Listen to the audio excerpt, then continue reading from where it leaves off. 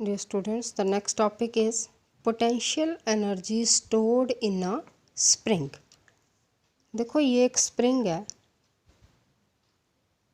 ठीक है। हमने फाइंड आउट करना है कि इस स्प्रिंग में कितनी पोटेंशियल एनर्जी जो है वो स्टोर्ड है।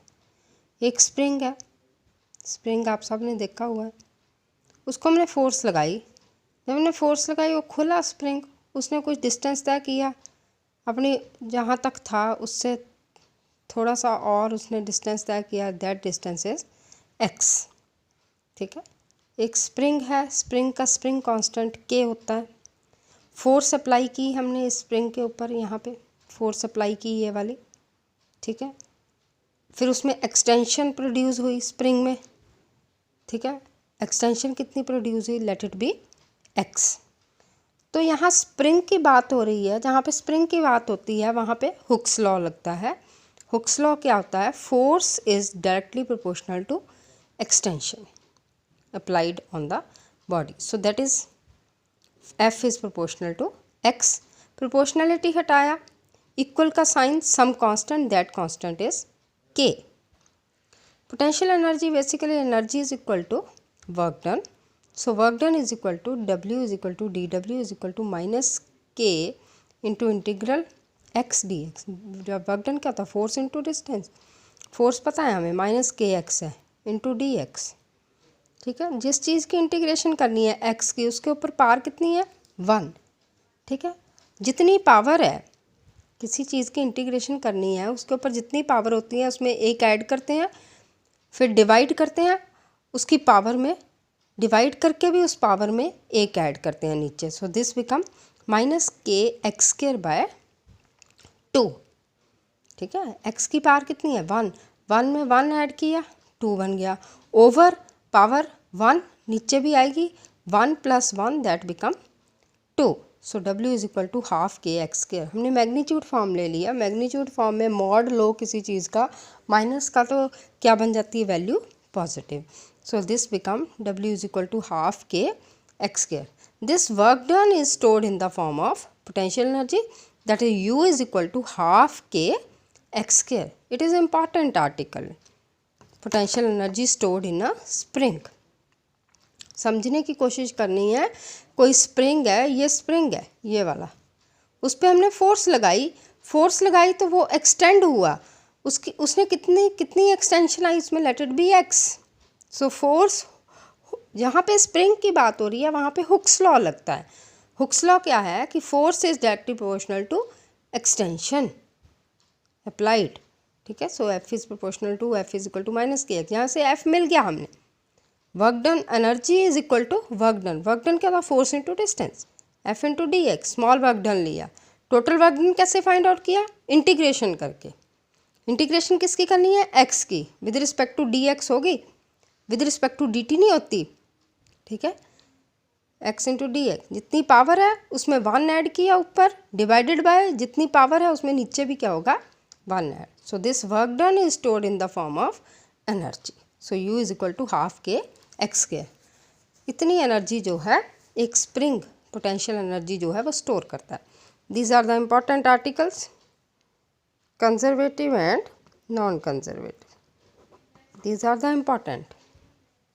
कंजर्वेटिव फोर्सेस बच्चे क्या होती हैं, किस फोर्सेस, कौन सी फोर्सेस को हम कंजर्वेटिव बोलेंगे, work done by that force is independent of the path followed, ठीक है। जो उस फोर्स ने काम किया है वो पाथ पे डिपेंड नहीं करेगा, that depends upon initial and final position, not depends upon the path followed, ठीक है। So force is set to be, ये मैंने लिखा है, force is set to be conservative if work done by that force is independent of path followed. Independent of path followed means it depends upon initial and final position. Conservative forces की example आ जाती हैं, कभी कभी पूछी जाती हैं।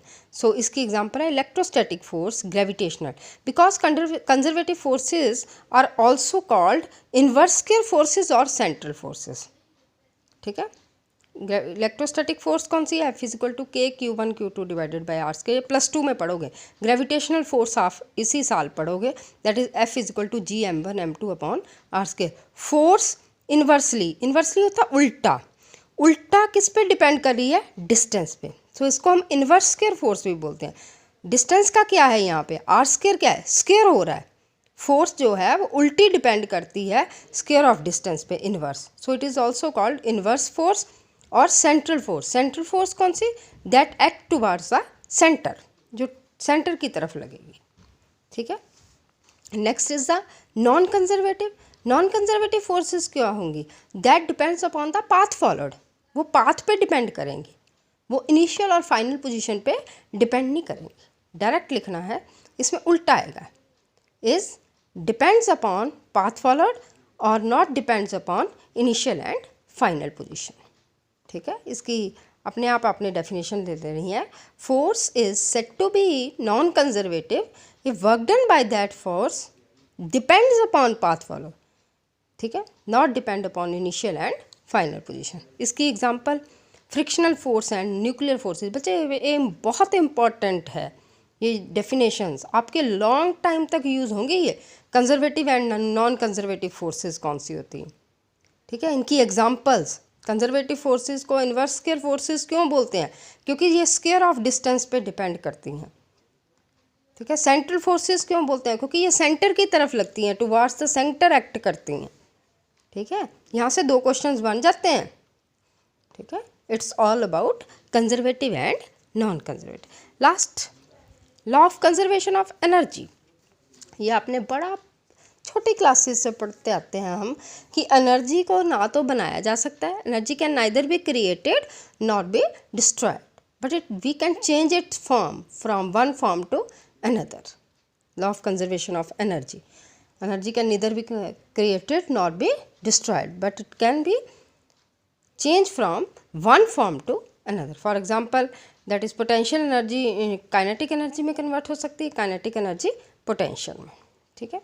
इसकी ये बहुत ही important example है conservation of mechanical energy in a freely falling body. This is very important. Article 6 number में आएगा, conservation of mechanical energy in a freely falling body, ठीक है। इसका क्या मतलब है कि total energy remains constant in a freely falling body, मतलब energy can neither be created nor be destroyed, but we can change its form from one form to another. ये law of conservation की example है, conservation of mechanical energy, मतलब mechanical energy remains constant in a freely falling body. Same है conservation of mechanical energy in spring, कि mechanical energy spring में भी क्या रहती है, कांस्टेंट। ये मैं आर्टिकल आपको मंडे को करवाऊंगी। It is the very important article, conservation of mechanical energy in a freely falling body, ठीक है बच्चे। जो मैंने करवाया है इसको साथ साथ रिवाइज करो, तभी आपको क्लियर होगा, ठीक है। Thank you very much.